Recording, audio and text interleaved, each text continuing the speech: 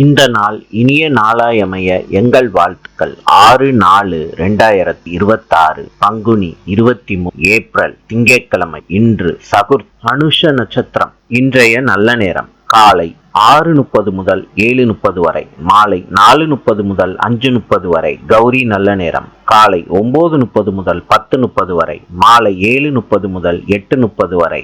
ராவு காலம் காலை 7:30 முதல் 9 மணி வரை. யமகண்டம் காலை 10:30 முதல் 12 மணி வரை. சூலம் கிழக்கு.